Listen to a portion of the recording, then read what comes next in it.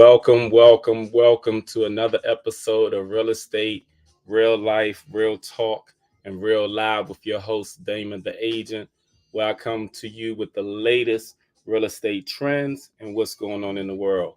Today is Friday, July 21st, 2023. Thank you all for joining me. For Instagram, I've been gone a couple of weeks, not due to my fault, but there were some glitches on Instagram. So I'm glad that I'm back there. So today I want to talk about the purpose of an HOA, Homeowners Association. This question has popped up, I saw a few times, and I actually had a few clients who actually asked me that question. What is the purpose of an HOA? Why do I need an HOA? And I'm going to share with you all briefly some reasons why HOA was established. First of all, HOA is a management of a community. They to manage the common or shared areas of a property. It's also to help develop a sense of communities through social activities and amenities. It also is to put some regulation on some things because many people don't know that in some areas where there are no HOA, there are a lot of things that occur that you have a lot of neighborly people not getting along because of these reasons. Now, HOAs are supposed to, manage and approve any architectural things done to homes, any construction done to home. They're supposed to maintain the maintenance of the community. They're supposed to do snow removal, trash removals. If there are noise complaints, like when people are having parties and things like that, the HOA is supposed to regulate that. They're also supposed to make sure that there are rules established when it pertains to parking, because in some areas where there are no HOA, parking is just out of control. People parking wherever people leave abandoned cars on streets and things of that nature. They're also to regulate and to say what can and cannot be allowed when it pertains to pets. Some people have pit bulls, bulldogs, Rockwilders. Some people don't like those things. So in some HOA community, they actually regulate what can and cannot be allowed as far as these things are concerned. Also, the HOA is also supposed to control the number of homes that can actually be rented in that actual community. I know that's not believable because nowadays it seems like a lot of HOAs, the only thing that they do is collect money, and some of them only do collect trash, and they barely do snow removals, and that they barely do any lawn maintenance. So because of that and everything, he said somebody say it works if there are good HOA board members. Yes, that's true because their HOA is a board and community of people who live within the community who want better for their community. So if you look at a lot of places such as townhomes and condos, those are the ones that are normally regulated by HOAs. In some cases, there are some older communities that have single family homes, but it just really depends. And it's to keep a strict guideline on what goes on in that neighborhood. Also, when it pertains to HOAs, some HOAs have community pools, playgrounds, and things of that nature where normally only the people who are supposed to be allowed to use those things are the people who live in that community. It's to put some regulation and restrictions on what goes on in certain communities because people do not always like outsiders coming in and also just, doing what they want and sharing things where some people feel like it's just for them. So the purpose of the HOA is to have guidelines, have restrictions, regulations in communities to help purposely to help the neighbors, have a cohesiveness with them where they get along well and they have a strong sense of community. Now, things have changed over the years to the point where HOAs today are not like HOAs in the past. Like someone just said on my Instagram, that if you become a member, you can get a lot of the insights. Now, also, when you're purchasing a home, there are guidelines, rules, restrictions, covenants, and all of these things that are associated when you're purchasing a townhouse or a condo, or if there's a single family home, because in this area, there are certain community that have single family homes that do have HOAs. Certain parts of Waldorf and Charles County does, certain parts of Montgomery County does as well too. So you are allowed to read all the guidelines of a HOA prior to buying a property to see if you want to purchase in that area or not. I remember like a year or two ago, I can't recall. I had a listing in Waldo, and the buyer, he loved the house, but he did not want to buy in an HOA community because the backyard, which was huge, he could not do what he wanted to do with it. He said that he wanted to cut the grass, he wanted to build a basketball court and everything. And he also had these two huge trucks because of his job that he wanted to park. But because it was in a HOA community, they would not allow the cars to be parked, the huge work trucks, and they also would not allow him to turn the backyard into a huge basketball court. So because of these restrictions, he chose not to buy the property.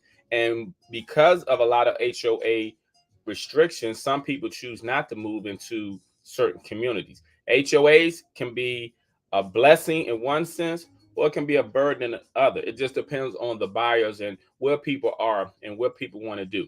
Some people feel as though that in some areas that they stay in, that the HOAs are not beneficial because they don't get their, grass cut. They don't. No one in the HOA picks up, and they're just collecting money. But here's another thing people need to take into consideration.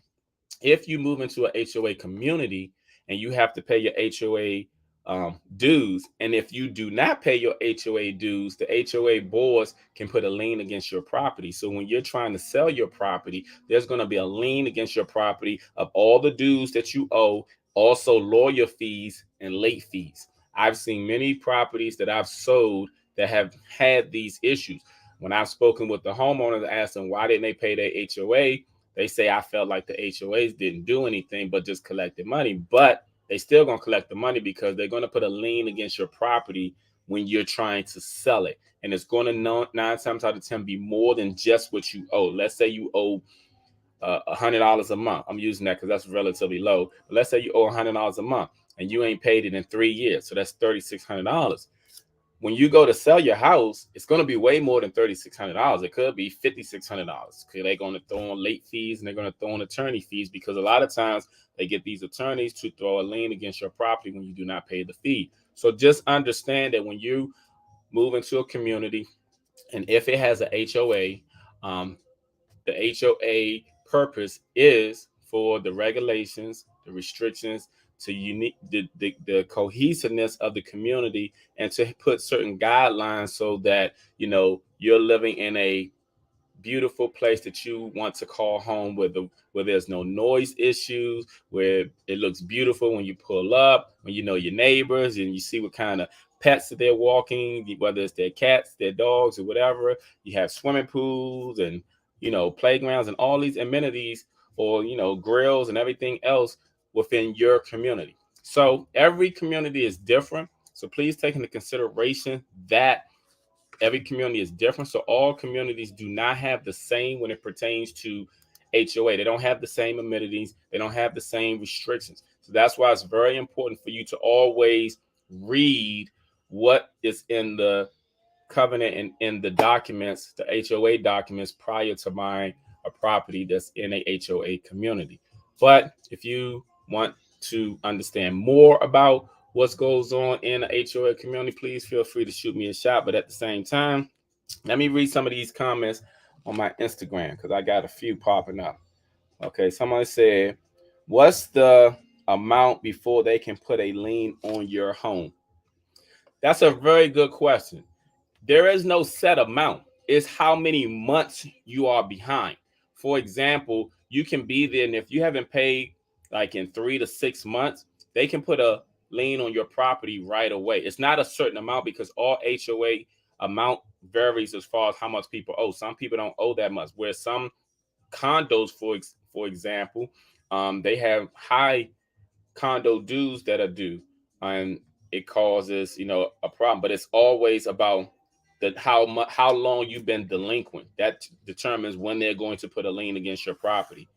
Somebody say, what are ways or who do you contact when the HOA aren't doing the things they are supposed to and are not working in compliance? Now that's a very good question. Here's the thing: if you live in an HOA community and the HOA boards and everything is not doing what they're supposed to, when you first purchased that property, you were giving bylaws. Go read the bylaws, because in the bylaws and everything, you have to understand there is a lot of times people who are over the HOA, but you have to read the bylaws to get in contact with those particular people to see why people are not doing what they're supposed to do. So you have to read your bylaws. Normally that information is in your bylaws when you purchase the home. That was a very good question. If you all have any questions, feel free to ask them as always. It's also Q&A. Q&As are questions and answer where I answer all of your real estate questions. Okay, I got another question. When will the interest rate go down? The interest rate have recently gone up. Um, That's a very good question, but here's the thing.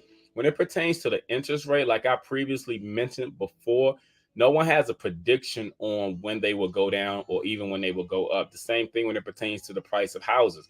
You have to take into deep consideration that um, the housing interest rate, inflation, all that coincides with the economy. So depending on how the economy is doing is going to determine a lot of things. As long as there are people out here who are still purchasing things, people are going to continue to not adjust certain things. So it just depends. Okay, so this person again said most bylaws are put in place by the builder and should be changed or updated, as the builders should not be putting them in place.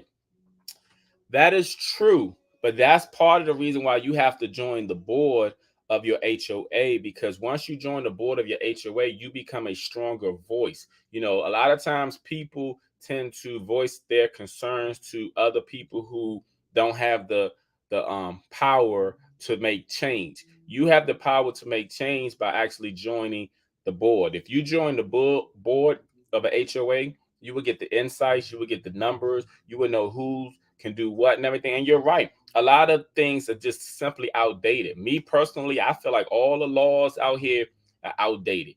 Most laws, the speed limit, outdated. They say 30 miles per hour, but yet they create these cars that go from 0 to 100 in 2 seconds. But yet they say the speed limit is 30 miles per hour. But yet, why are they advertising go from 0 to 60? 60 is already above the speed limit. And at the same time, I feel like all these laws are outdated. When I used to have to pay child support, I used to feel like the child support laws were outdated, So, and I just know a lot of other laws are outdated. So there are a lot of things that are just outdated, period. But the only way to make change is when people like you who have a voice, voice your concerns by going directly to the source. So, you got to get your bylaws, see who you can contact, get on the board, see if you can become the president, and then make the necessarily change, possible. Someone say, thanks for answering my questions and concerns. Unfortunately, they don't allow people to join where I am without a vote, which is rigged and even goes against the bylaws. Wow. So you have to get a vote, but yes, it's rigged and it goes against the bylaws. Wow. That's tough right there.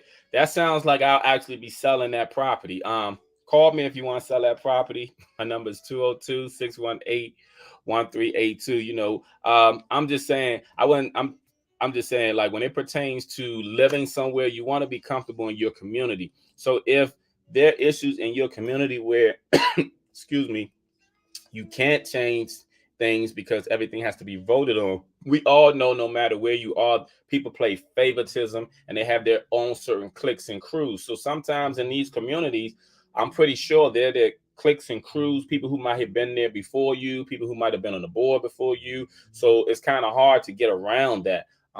Sometimes you just have to, like I said, you know, move. Not saying you want to move, or you can rent your house out, move, buy you another house, rent that house out, and then at the same time, though, you'll be getting money for that. Somebody said just been there 5 years. Okay, gotcha. A lot of people sold their homes, and this is a new development. Maybe the people who sold their homes were having the same issue as you. But if you've only been there 5 years, here's the thing. There's equity that has been built up in homes for people who purchased 5 years ago.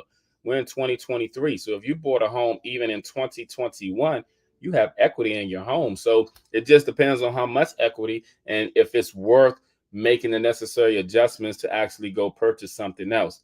So, but those are very good questions when it pertains to HOA. Now, like I said, I would strongly advise for anyone who are having issues in their HOA to look at their bylaws, to look at the numbers that are in there, to see whom they may call, because a lot of the companies that are local, they have a corporate company that you can possibly reach out to and hopefully get some results. So let me go back to these questions. Okay, I answered the one about the interest rate. Okay, here's another one. How can I sell my house and get the most money without having to pay a commission? That's funny. Okay. As a realtor, of course, I'm going to say it's always best to go through a realtor. But if you're trying to sell your house, there are plenty of people who do a for sale by owner. You just do not get the same experience with doing that, because you have to know exactly what you're doing if you're selling it by yourself, because there are legal ramifications when you're doing real estate. People don't understand that there's a lot of legal ramification in doing real estate, and if you don't do it correctly, you could get caught up in a lawsuit, or something to that effect. People sometimes trying to save money, but it depends on how much money you're trying to save, because sometimes if you're going to save let's say $5,000, but you're being sued for $50,000, the math doesn't add up. It's not always worth it. Sometimes when you hire a realtor, you're actually paying for a peace of mind. You're paying for someone to handle it for you. So I would strongly advise to always contact a realtor such as myself. Interviews, talk, see what the possibly you can sell it for the most and what's the least expensive. Now, you get what you pay for. That's all I can say. So that would be my advice when it pertains to that. Let me see. Somebody said, don't use Tidewater, horrible property management company. Okay. I'm sorry that you are experiencing badness with that property management company. Unfortunately, there's a lot of bad companies out here, period, in the world that we live in today. You just gotta pray and hope that you get caught up with a good one, someone that's actually doing their job. So let's go back to questions. All right. How can I improve my credit score? That's a good question, too. Let me give you all a few reasons, a few information on how you can improve your credit score. Alexa, put the volume on 1. Well, here's a few ways that you can improve your credit score. First of all, they have plenty of credit repair companies out here, in which I know that some of the companies are not reliable, and people have had some bad experiences with a few, but there are some good ones out here. Okay. That's number one. A good credit repair company, talk to them. If you're going to do it by yourself, I would strongly suggest that if you're going to increase your credit score, is to basically pull all three of your credit reports. And that means Equifax, Experian, TransUnion. Pull all three of them. And the reason why I say pull all three of them is because of the fact that when people are looking to do anything, whether you are applying for a credit card, whether you are getting a car loan, whether you are buying a home, you have to understand you don't know which credit bureau that the people are going to pull from. When you buy a house, the lenders actually pull from all three credit bureaus: TransUnion, Equifax, and Experian. When you're buying a car, they randomly pick. Sometimes they'll do Equifax, sometimes they'll do TransUnion. Same thing with credit card. They randomly pick. They'll just sometimes do Experian. You want to make sure you're good on all of the platforms of the credit bureaus. Now, when you're purchasing a home, like I said, the lenders will pull all three of your credit reports, and they tend to focus on your middle score. Your middle score, not a middle bureau, because some people ask me which bureau is that. It's no specific bureau, because everybody's scores vary. Everybody has their own personal DNA in your body, and you also have your own financial DNA. So it varies as far as which one is going to have your highest score, which one's going to have your lowest score. But the lenders focus on the middle score. So here's what you do. You pull all three of your credit reports. I put the information down here on my screen. Equifax, Experian, TransUnion. Call them. I do not advise going online to pull your credit report, because here's the thing: each one of those websites, Experian, Equifax, TransUnion, they're going to try to get you to buy the credit scores of the other bureaus. But here's the thing: the credit scores of the other bureaus are not the actual credit scores of the other bureau. And that's because they're trying to make more money, and they're trying to say that they use a formula that's similar to the other bureaus to determine your score. No, contact each bureau separately, get your credit score, pay for your credit score. Credit score is only about $10, $12, I believe. You'll spend more than that on drinks. You spend more than that when you go out to eat. What's that to be? $36 total. You spend way more than that, getting your hair, nails done, getting a haircut, whatever. You spend way more than that. Invest in yourself. So if you want to improve your credit score, contact all three credit bureaus, pull all of your reports, pay for your credit score. Once you get your 3 reports, you look at what's on your report. Anything that you have on it that you know is an error, they have a separate paper at the end of your credit reports. They have a one where you can contest anything on your report that then to be incorrect, false, or inaccurate. Contest it. Anything that's inaccurate on your report. Here's another tidbit: anything that's old, contest it too, because you never know. Because here's what happens: when you send those back to the credit bureaus, they reach out to those people that you're contesting, and they give those people only 30 days to respond back. Sometimes those people don't respond back because they're so busy. Sometimes they do, because they hire people to make sure that they respond back to people that are contesting things. My thing is, though, is contest those things on it that are old and that are wrong. Once you have done so, and then once you get a new report back, which will be like roughly 45 days, it only takes 30 days, but it takes about 45 days for you to get the new one back. Once you get the new one back, you look at it again. If you have anything on it that's collection, depending on the collection date, okay, these are things you have to understand. There are time dates that are on these credit reports and stuff. Stuff stay on your credit report 7 to 10 years. Anything that's been less than 3 years on your report, that means you got roughly another 4 years on it. So you want to contest those things on it. You want to pay those off if they're collection stuff. If they're anything that's over 5 years, you got to understand that you can either pay them off, depending on what it is, or you can wait for them to drop off, because eventually they will drop off your credit report. But I'm saying pay for them. That would be the smartest thing to do, and that will help you to get a higher credit score sooner. But for those people who say, "Oh, I ain't paying for this," because they feel like whatever reason, then you're gonna have to wait it out. But I would say anything that's on your report that's a collection, pay for it. Anything, if you have any credit cards that has a high limit and a high debt, meaning you always maxim out your credit cards, please pay that down to at least the 30 to 10% mark of your limit. For example, if you have a credit limit of 1,000, please pay it down to under 300, preferably under 100. Do not close your account with your credit cards. You want to always maintain and use them, because I've known some people who paid off their credit card, then they closed them. No, the longer you have your credit card, the better. It's good for your history and everything. Just pay it down. You can use it once a month to get gas or get groceries or whatever, but just pay it down. If you're having a hard time paying your bills down, I think some people are going to have to make some sacrifices, because some people want to maintain a certain lifestyle, whatever, going out to eat, going to shows, doing whatever, buying clothes, ordering off of Amazon every day. Some of you all have your cart on Amazon is holding about a $500,000 worth of items, and you're just looking and trying to see when you get some extra money to buy $1,000 worth of it. That's why Amazon is so rich. That's why the CEO of Amazon is the richest man in the world, because he didn't tap into a market when it pertains to people shopping and delivering and everything.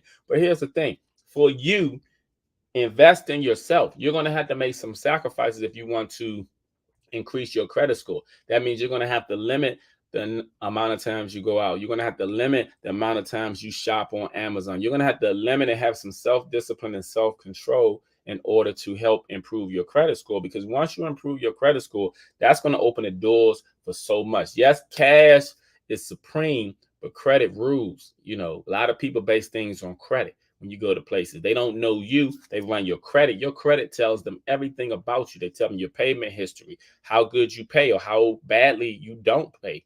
It tells a lot about you. So getting your credit score up is very crucial, because here's the thing: you can be working at the same job as someone, earning the same amount as them, but yeah, you can see that they're living a totally different lifestyle than you. Why is that? Sometimes it's being self-disciplined and being better with money management. So for that person who said, how do I improve my credit score? Again, contact all three credit bureaus. Make sure you pay for your credit score. When you look at your reports, please challenge anything that you feel is incorrect, anything that's owed. And then if you have anything left, if you have collections, pay those off and everything. Or you can talk to a credit specialist. If you need a credit specialist, I have one. She's very good. She's been dealing with my credit since 2014, which is 9 years. Reason why I deal with her, and reason why she's been dealing with my situation for so long, is because before I refer her out to anyone, I want to make sure that they legit. Because prior to her, there was some credit people who were not legit. So I don't like to refer anyone that I wouldn't use myself. But if you want to do it yourself, those are the things that you need to do. Let me see what other questions I may have. Hold on.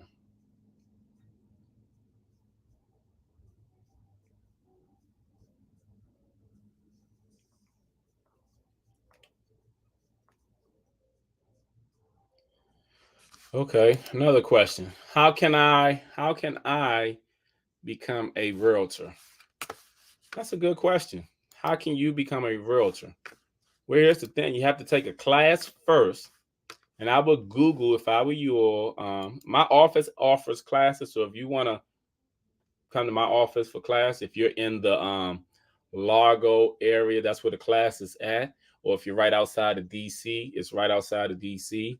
Um, Contact me. Otherwise, if you're somewhere further away, there are many ways. You can go, you can go take the class online and go to, hold on, I gotta make sure I do this right, because I'll sometimes put an S on this. So I want to make sure, okay, that's what I wanted to make sure.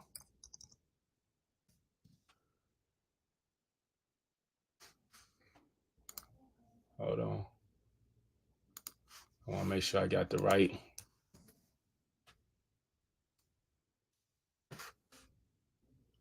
Okay, here's the thing.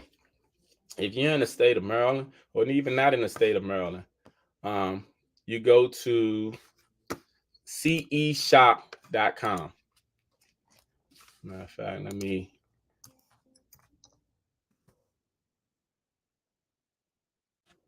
Hold on, y'all. Gotta make sure I get y'all the right website. Right. CE Shop, theceshop.com. Okay, if you're looking at getting the real estate, you can take it online by go to theceshop.com, or you can Google real estate classes in your area. You have to take a class first. Once you take the class, then after you take the class, you have to take the test. Once you take the test, then you have to get affiliated with a broker. So just remember, you have to take a class first. Have to take the class, you have to take a test. After you pass the test, you have to get affiliated with a broker. Which broker you go with is going to depend on a lot. I will always say whichever broker is going to offer you the most, as far as any and everything. I can break that down if you want me to, but you'll understand what I mean when you pass the test and you shop for a brokerage. So other than that, I would say if you want to do it online, go to theceshop.com. It will give you where you can take courses online. Once you pass the test and everything online, then it'll set you up so when you can go take the test. And then once you take the test, like I said, you have to get affiliated with a brokerage. It's by law. It's to regulate realtors, make sure people are not out here just doing all types of illegal things and bad practices. Because trust and believe, there are a lot of people, a lot of realtors who do bad practices. As a realtor myself, who's been, licensed for 18 years, I've seen it, I've experienced it, and sometimes you wonder how do people even have their license. But it is what it is. But at the same time, if you want to become a real estate agent, that's all you need to do is go to theceshop.com. And once you go to theceshop.com, you can do it online, or you can Google real estate classes in your area, and it will pop up. Let me see what's another question. Hold on. Y'all got some good questions today. Thank you for all your questions. Let me see. Okay. All right. Okay. All right, let me go back to this. All right, I think I got one more question. Okay, the question is, when will you have your own brokerage? When will you have your own brokerage? That's a good question. Here's the thing. I've thought about it many times. Like I said, I've been doing this for 18 years. I think if I get my own brokerage, it will be when I'm at my 20-year mark or further. There's a lot to having a brokerage. You have to deal with a lot of people. I'm one of those people who have a short fuse with people when it pertains to no nonsense, incompetency, and just lack of doing right as far as morals, values, and ethics are concerned. And long story short, like I said, if I do, it'll be 20 plus years, but I'll see. But I have a lot of other goals in front of me right now. So I thought about it, but I've also seen people that got their own brokerages and then they ended up folding. And I've always tried to learn from why they ended up folding, what was the reason. So don't think it has been a plan of mine, but we'll see. In 2+ years, we'll see what I decide. But at the same time, that is it when it pertains to when I will get my own broker. So I appreciate each and all of your questions today. So let me do a recap, okay? Hold on for 1 second.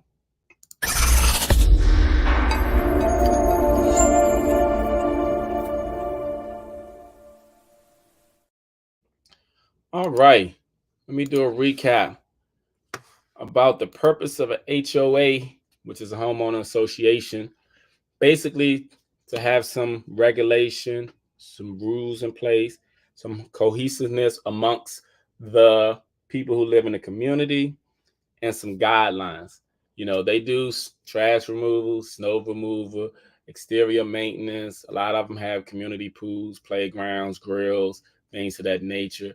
But it's basically to have things controlled, to make sure there's noise control, make sure people are not doing crazy stuff to their houses and just disturbing the whole community. So that was the reason, the purpose it was put in place.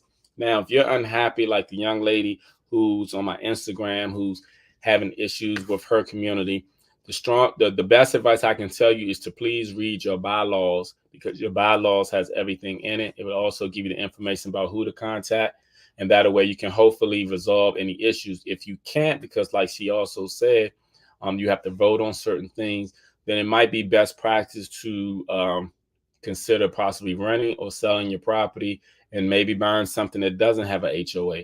But if you feel like you can't afford it and you shouldn't have to move, then I would just basically say to look to see who's over the people in the bylaw, because there are always ways to try to resolve certain things. I do understand there's certain cliques and certain offices who work together and certain communities to work together. So sometimes it's hard to overcome people who are in cliques and people who want to do favoritism because they leaning towards their people.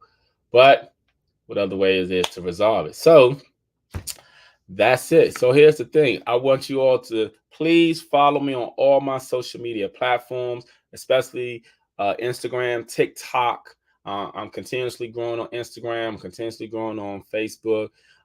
TikTok, I'm growing slowly, y'all. I need y'all help. I'm trying to get over 1,000, because once I get over 1,000, I'll be able to go live there too. I'm at 600 or something. I was at 300 or something not too long ago. So if I can get over that 1,000 mark, I greatly appreciate it. But also follow my YouTube channel, because all of these podcasts that I do, if you miss it, you can always go back to YouTube and see all of it there. Just when you go to YouTube, click on the live, it'll show you all the live podcasts that I've done. I thank each and every one of you for tuning in. I thank each and every one of you for asking your real estate questions, because without you, there is no me. This summer is flying quick, y'all. Today's July 21st. Next thing you know, it'll be August 31st, and then we'll be in football season. It's going to be fall, winter. I hope you all are having a great summer. Hope y'all having fun, being healthy, staying cool, staying out the way, enjoying life, making money, doing all the great things that you all like to do. I really appreciate y'all. Just wanted to say that from the bottom of my heart. I thank you all. I look forward to seeing y'all next week, same time, same station. Thank you again. This has been Damon the Agent. Tune in and please don't forget to follow me on all my social media platforms. If you need to reach out to me, my number is 202-618-1382. You can always find me at damontheagent.com, which always has all of my social media links on there as well too. So, and if you can't, just click on it right here. You should be able to find me. Thank you all. Have a great day. I shall see you all in the near future.